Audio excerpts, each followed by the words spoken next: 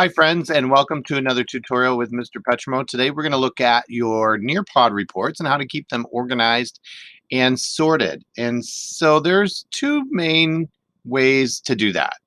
And the first is to run separate lessons and then rename your reports when you get them. So I'm going to show you how to do that first. I'm going to go on my new Tuskegee Airmen lesson that I found in the Nearpod lesson library that looks incredible. So I'm going to hit live participation and start that lesson up. And I'm going to generate that code. Now, in order for me to get an actual report to show you, I'm going to have to come over to my little tab on the side and actually join the lesson.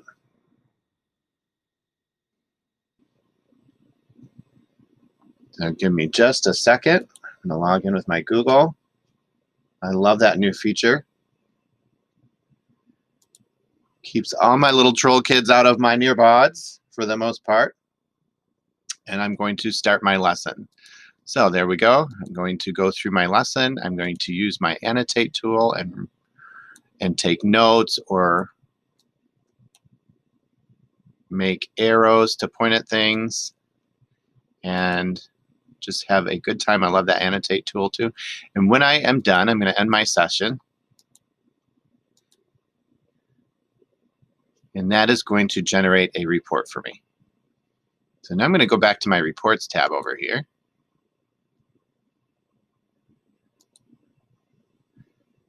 And I should have a shiny new report from my new lesson right here, which I do.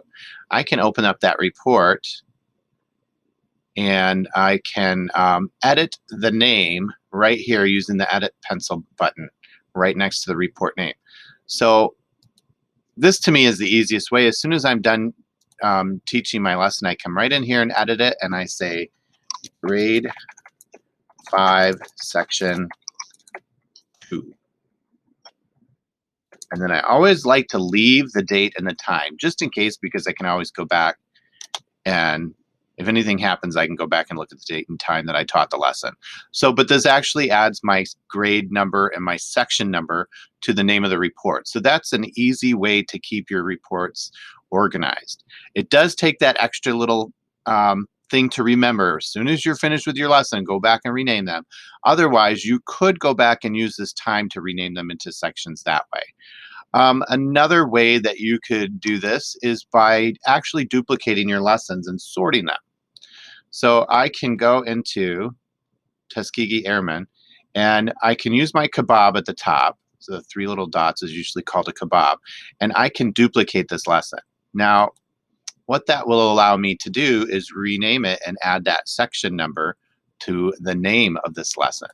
So I can come right up here to the title of the lesson and say grade 5 section 1. And then I can hit enter, and now it's renamed that lesson for me. Now I've got grade 5 section 1. I can duplicate it again, and I can say, I can go right on here and rename this one grade 5 section 2 and hit save and exit. This will kind of bog you down in your lesson library, but then you can sort them into, you can just drag them up and dump them into your 5th grade folder and kind of keep your lesson library tidy that way. But the nice thing about this is that live participation or student paced mode, your reports will automatically have that section number on there. So it's kind of handy. And especially when you don't have to worry about the amount of space or memory that your account is using. If you're on a school library, a school subscription or the platinum subscription, you can pretty much make as many of these as you like. If you're on one of the lower subscription rates, you're going to fill up your memory pretty quickly doing it this way. So if that's the case, I would recommend just getting into the habit and renaming your reports rather than duplicating these lessons and using up more memory. So I hope this lesson helps, and we'll see you next time. Thank you. Bye-bye.